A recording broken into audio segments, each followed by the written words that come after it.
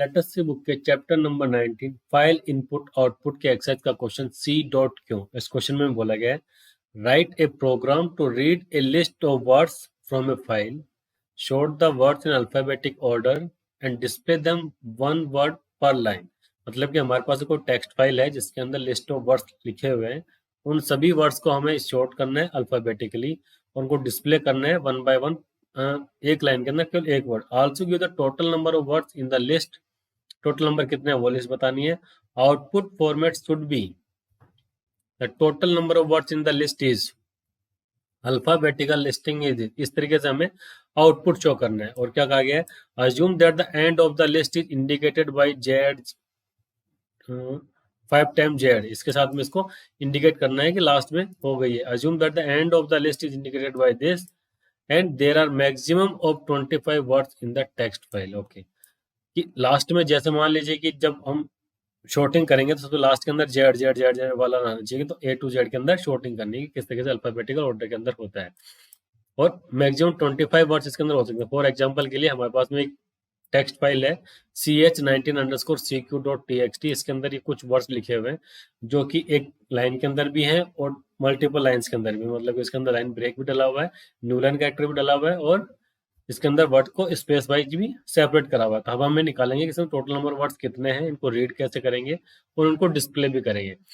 तो इन सबको चेक करने के लिए हम चलते हैं टर्बो सी के अंदर। लेकिन टर्बो सी में जानते ही हमें ये देखना पड़ेगा, जब हम स्ट्रिंग को रीड करते हैं फाइल के थ्रू, हमारे पास में कौन कौन से फंक्शन होते हैं। तो फाइल गेट स्ट्रिंग, अगर हमें पूरी की पूरी लाइन को रीड करना तो हम यूज करते हैं F gate string.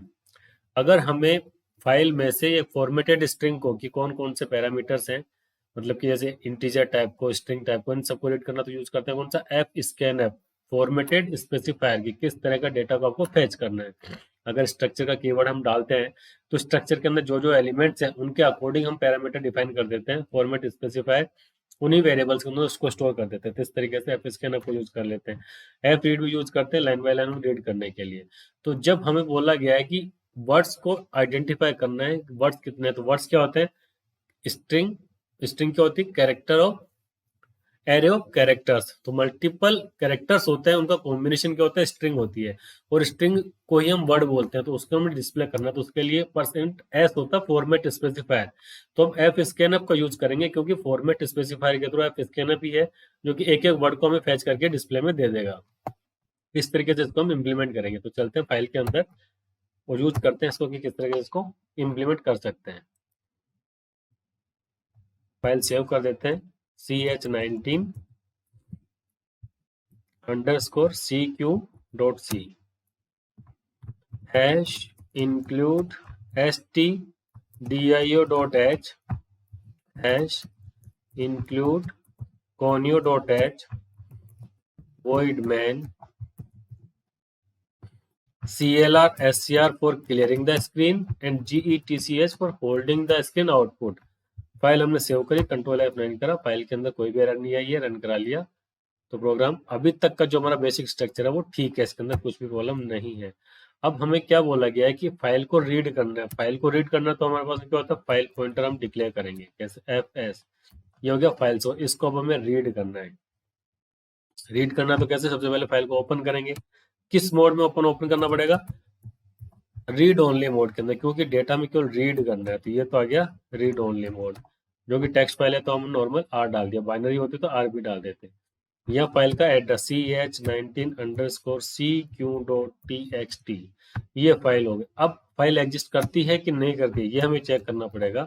If fs equal to null, मतलब कि फाइल एग्जिस्ट ही नहीं करती है, उस कंडीशन में क्या करेंगे, मैसेज दे देंगे डिस्प्ले के ऊपर कि फाइल तो एग्जिस्ट ही नहीं करती है, file does not exist. Output को हम होल्ड रखेंगे और उसके बाद में एप्लीकेशन को एग्जिट कर देंगे ताकि कुछ भी ना हो। अगर फाइल हमारी एग्जिस्ट करती है, fs इक्वल टू नल नहीं आता, तो मतलब कि fs को हमें रीड करना पड़ेगा। ठीक है, रीड करने के लिए क्या करना पड़ेगा हमें, एफ स्कैनअप जो हम रीड करते हैं, जो फंक्शन होता है उसका यूज करेंगे। एफ स्कैनअप किस तरीके से यूज करते हैं, लास्ट के अंदर रीड करता हो जाता है, एंड ऑफ फाइल तक पहुंच जाता है। एफ स्कैनअप, इसका देखिए यूज किस तरीके से करोगे आप, एंड एक एक वर्ड को निकाल के हमें दे देगा और एंड ऑफ फाइल जैसे ही आएगा, मतलब कि EOF जैसे ही आएगा, तो हमारा फाइल का बिल्कुल हमारा पॉइंटर लास्ट में पहुंच जाएगा, फाइल हमारी एग्जिट हो गई है। किस तरीके से करेंगे, while F scanf is not equal to end of file, तब तक ये हमारा कंटिन्यूस चलता रहेगा।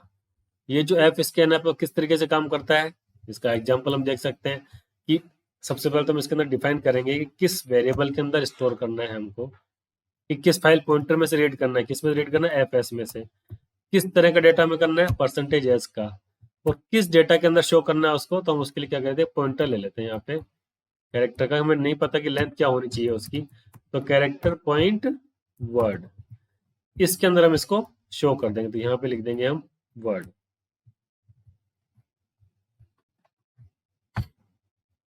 फाइल कर दिया हमने सेव। अब इसको हम डिस्प्ले कराते हुए चलेंगे, डेटा कहां तक डिस्प्ले होगा, प्रिंटफ %s, और ये आ गया हमारे पास में वर्ड को डिस्प्ले कर दिया। इसमें कोई डाउट हो तो वापस से जाके ऐप से जा करके कंप्लीट एग्जाम्पल को वापस से रीचेक कर सकते हैं कि भाई एग्जाम्पल के अंदर क्या है, ताकि हमारे प्रोग्राम के अंदर कोई गड़बड़ ना हो। बिल्कुल प्रॉपर तरीके से हमें पूरी जो हमारे पास दी गई है हेल्प फाइल का यूज करना चाहिए, ताकि हमारा प्रोग्राम एक तरीके से परफेक्ट बने। देखिए प्रिंटफ चला गया, स्टैंडर्ड में चला गया, एफ स्कैनअप के अंदर आई तरह की वैल्यू थी, आई टाइप की वैल्यू को हमने इसके अंदर स्टोर कर दिया और उसी के अंदर डिस्प्ले चला गया। फाइल कहाँ खत्म होगी, ये इसके अंदर नहीं दिया, हमें कंटिन्यूसली नहीं चलाना था, इसलिए कंटिन्यूस चलाना तो उसी तरीके से हम इसको यूज करेंगे। अब कर देते हैं फाइल को हम रन करा देते हैं। इंट कैरेक्टर फाइल स्विच सारा का सारा डेटा जो था वो सारा सारा हमें प्रिंट हो गया, लेकिन हमें क्या करना था, इनको लाइन बाय लाइन प्रिंट करना था अलग अलग लाइन के अंदर। तो क्या करेंगे, हर बार जैसे वर्ड आएगा उसको प्रिंट कर देते हैं और अलग से लाइन के अंदर डिस्प्ले में चला गया।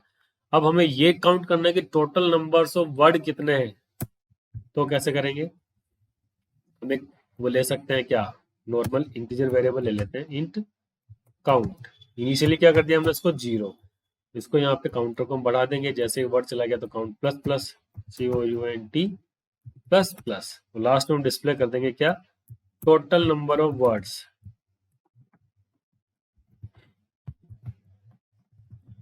Total number of words equal to %d, और ये आ गया हमारे पास में काउंट, इसको हमने डिस्प्ले करवा दिया। तो देखिए टोटल नंबर ऑफ वर्ड्स कितना आ गया, 25 वर्ड्स इसके अंदर है। अब हमारे प्रोग्राम का एक दूसरा पार्ट है जिसके अंदर बोला गया कि जितने भी वर्ड्स हैं उनको अल्फाबेटिकल ऑर्डर के अंदर शॉर्ट करना है। अल्फाबेटिकल ऑर्डर में शॉर्ट करने के लिए हमें इन जितने भी वर्ड्स हैं उनको कहीं ना कहीं स्टोर करना पड़ेगा। स्टोर करने के लिए क्या होगा, हमारे पास कोई एरे होगा, हमारे पास कहता है कि मैक्सिमम वर्ड्स है 25, तो उनको अकॉर्डिंग हम एक कैरेक्टर एरे डिफाइन कर देंगे। कैसे, कैरेक्टर पॉइंटर वर्ड्स, ये आ गया 25, ये हमने पॉइंटर डिफाइन कर दिया। पॉइंटर क्यों डिफाइन कर दिया, कि कितनी साइज का है वो तो उसके अंदर चला जाएगा, और कितने आइटम है 25, ये इसके अंदर स्टोर कर दिया। अब काउंट जैसे जैसे आ रहा है इनको हम इसके अंदर स्टोर करते हुए चले जाएंगे। Words count equal to word की यहाँ पे एंट्री हो गई। अब यहाँ पे हम इसको डिस्प्ले में नहीं देंगे, एक बार यहाँ पे चेक कर देंगे अलग से कि डेटा जो हमने सर्व करा है वो डिस्प्ले में किस तरीके से जा रहा है कि नहीं जा रहा है। और काउंट को वापस यहाँ पे इंटीजर एक वेरिएबल लेते हैं आई, जो कि डिफाइन करेगा काउंटिंग को, जो लूप को कंटिन्यूस करने के लिए हम करते हैं। क्योंकि काउंट तो हम अलग से यूज कर रहे हैं, तो आई को बोल दिया हमने 0, या फिर आई ले लिया हमने 0 से इनिशियलाइज कर दिया, 0 को 25 तक लेकर चले जाएंगे हम। While I is less than 25, या फिर हम बोल सकते हैं काउंट से कम होना चाहिए। आई प्लस प्लस इंक्रीज हो जाएगा, ताकि हमारा लूप हमेशा अपने टर्मिनेशन की तरफ चलता जाए और हमारा लूप मतलब कि हमारा प्रोग्राम जो है एक डेडलॉक के अंदर ना फंसे। तो उसके बाद में इसको हम प्रिंट करवा देते हैं कि जो भी हमारा डेटा आ रहा है, प्रिंटफ %s, न्यू लाइन के अंदर करवाना तो यहाँ पे न्यू लाइन की एंट्री कर देते हैं, और यहाँ पे बोल दिया हमने किसको, वर्ड्स जो हमारा एरे चल रहा है उसकी आई की वैल्यू को हमें प्रिंट करवाना है इसके ऊपर। उसको रन कराते चेक करते क्या आ रहा है,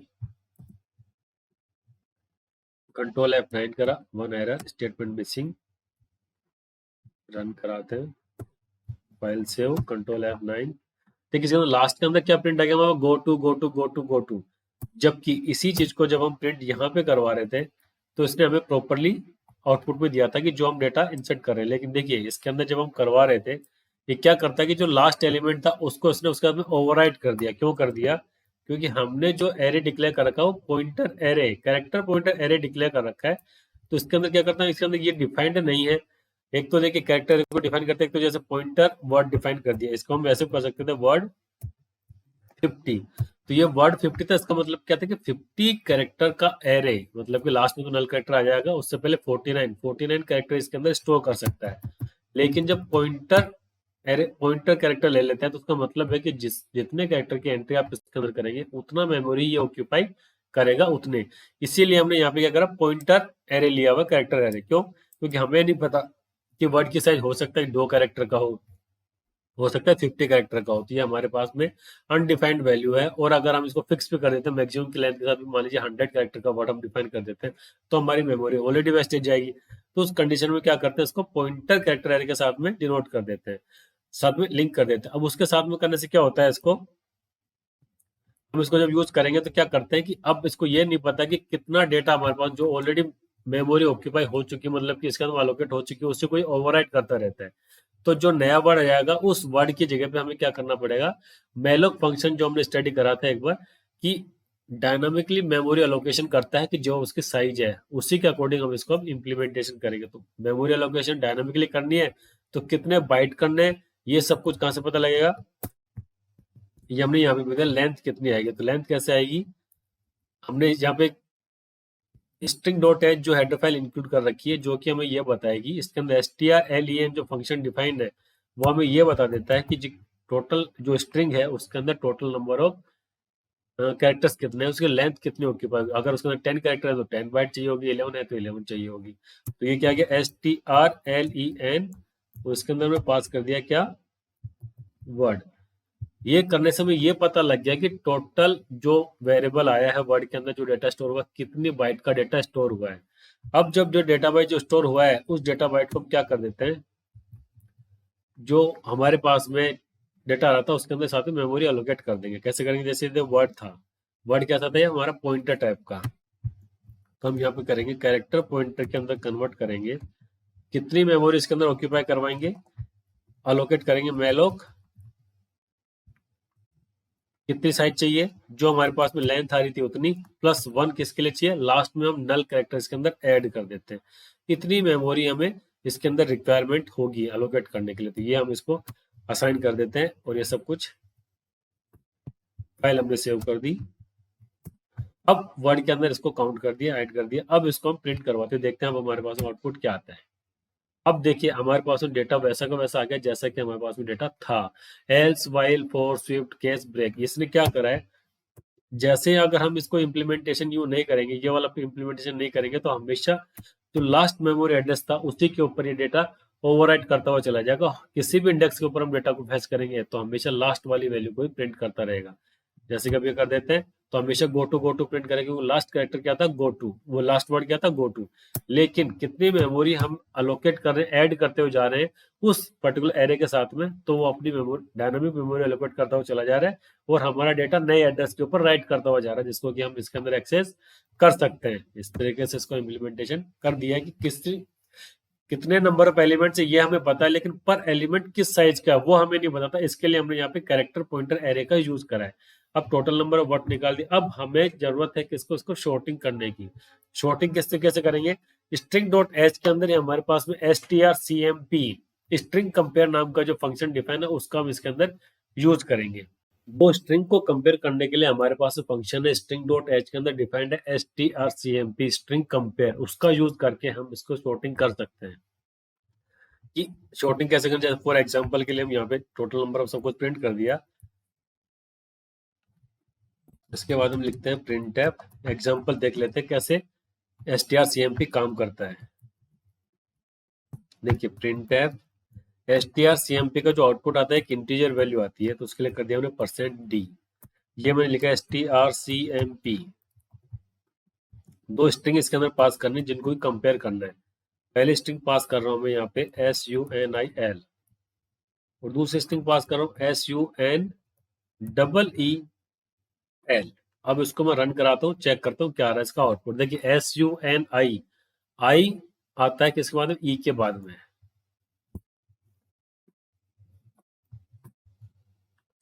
तो देखिए आउटपुट में क्या है इसका, 4। 4 क्या है, मतलब कि नॉन नेगेटिव और नॉन जीरो वैल्यू है। अब इसकी जगह पे मैं इसको मान लीजिए ए कर देता हूं। अब इसको रन कराता हूं। अब वैल्यू आई है हमारे पास में 8। इसका प्रॉपर एक्सप्लेनेशन हम चेक कर लेते हैं यहाँ पे, STRCMP। देखिए स्ट्रिंग को कंपेयर कर रहे हैं हम, दो स्ट्रिंग को कंपेयर करना है। यहाँ पे बोल रहा है लेस देन 0 जब वैल्यू आ रही है, इफ अगर S1 लेस देन है S2 के, वो ग्रेटर देन 0 वैल्यू आ रही है अगर S1 इज ग्रेटर देन है S2 के, और दोनों इक्वल है तो आएगी S1 इक्वल टू S2। अब लेस देन और ग्रेटर देन का मतलब क्या है कि अगर जो फर्स्ट कैरेक्टर है, the string comparison start with the first character in each string, continue with subsequent character until corresponding character differ or until the end of string is reached. कब तक, जब तक कि उनका डेटा को कंपेयर करता रहता है, कि जब लास्ट में डेटा कंपैरिजन नहीं हो जाता उसका हम कंपेयर करना। लेस देन 0 कब आएगा, if S1 is less then S2। तो जैसे कि हम इसके अंदर बोल देते हैं, यहाँ पे हम पास कर देते हैं ABC, और यहाँ पर हम पास कर रहे हैं क्या, ADC। अब इसको कंट्रोल F9 करवाया हमने, तो आउटपुट में क्या आ गया हमारे पास है -2। मतलब क्या हो गया, जब हम लेफ्ट टू राइट जब जा रहे हैं तो जो कैरेक्टर हमारे पास में अल्फाबेटिकली ऑर्डर फर्स्ट आ जाता है, अगर वो लेफ्ट साइड वाला स्ट्रिंग जो है फर्स्ट पैरामीटर स्ट्रिंग जो पहले आती है और राइट वाली सेकंड आती है, तो वैल्यू आएगी हमारे पास में नेगेटिव। अगर इसी को डी की जगह पे मैं कर देता हूँ ई, तो अब हमारे पास में वैल्यू आएगा ग्रेटर देन। इस तरीके से मतलब कि शॉर्ट कर सकते हैं। शॉर्ट किस तरीके से करेंगे, अब इनको आपस में इंटरचेंज करते हुए चलेंगे हम, जैसे कि हमने यहाँ पे करा था। तो कैसे, ये जो while I equal to less than है, यहाँ पे हम लिख देते हैं शॉर्टिंग ऑफ एरे। कैसे करेंगे, किस किस के साथ में एरे को कंपैरिजन करेंगे। अब ये यहाँ पे हम कंटिन्यूअसली चलाते हुए चलते हैं। आई और जे दो वेरिएबल हैं, शॉर्टिंग हमने कई सारे एल्गोरिथम सोल्व कर लिए हैं। किस तरीके से शॉर्टिंग करते हैं, जिस तरीके से नॉर्मल हम एरे की शॉर्टिंग करते थे ना, न्यूमेरिकल एरे की, उसी तरीके से हम इसी के ऊपर इम्प्लीमेंटेशन कर देंगे। हम किस तरीके से करेंगे इसको, और I equal to 0, I is less than 25, I हो गया प्लस प्लस,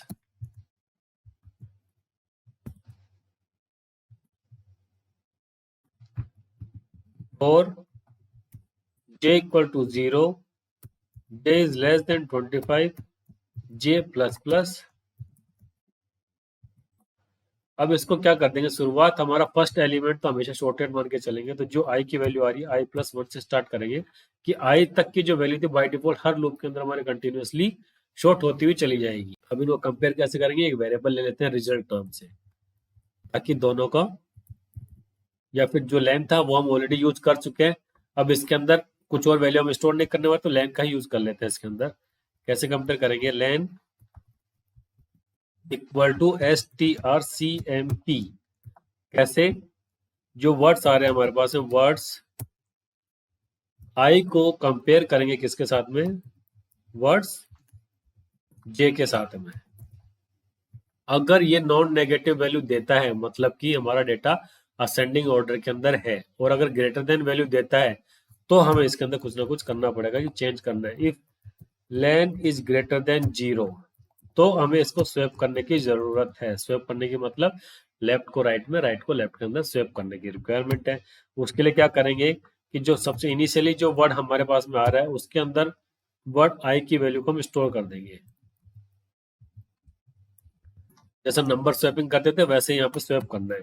वर्ड्स आई के अंदर हम वैल्यू स्टोर कर देंगे वर्ड्स जे की, जो स्मॉल है उसको पहले लेफ्ट के अंदर शिफ्ट कर देंगे। अब वर्ड्स जे के अंदर चला जाएगा कितना, वर्ड की जो वैल्यू थी। इस तरीके से हम इसको स्वैप कर देंगे। उसके बाद में डेटा को हम प्रिंट करेंगे कैसे क्या आ रहा है। कंट्रोल F9 करा हमने, इसको वापस से i इक्वल टू कर देंगे 0। F2 करा, कंट्रोल F9 करा, देखते हैं क्या आता है हमारे पास में आउटपुट। तो देखिए ये हमारे पास में बिल्कुल जो डेटा आ रहा है सॉर्टेड आ गया है। एक एक चीज को इम्प्लीमेंट करेंगे वन बाय वन। ये सब कुछ आया, ये वन बाय वन प्रिंट होता हुआ चला जाएगा GTCH, ताकि हमें पता रहे। देखिए ब्रेक केस, ये सब कुछ सॉर्टेड ऑर्डर के अंदर डेटा डिस्प्ले आ रहा है। अब भी डेटा डिस्प्ले में किस तरीके से आया, अब हमें एक्चुअली तो पहले इसको सेट कर लेते हैं। आउटपुट जो रिक्वायरमेंट था, सबसे पहले total number of words in the list is, total number of the words in the list is, ये आ गया %d। इसके जस्ट बाद अब हमें क्या करना है, इसको यहां से करना है cut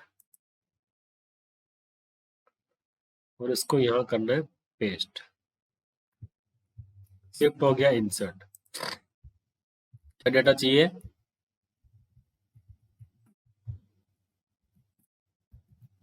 printf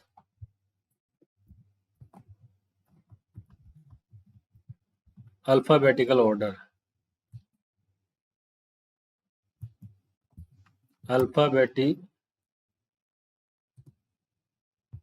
alphabetical order of list is, ये आ गया इसका अल्फाबेटिकल ऑर्डर।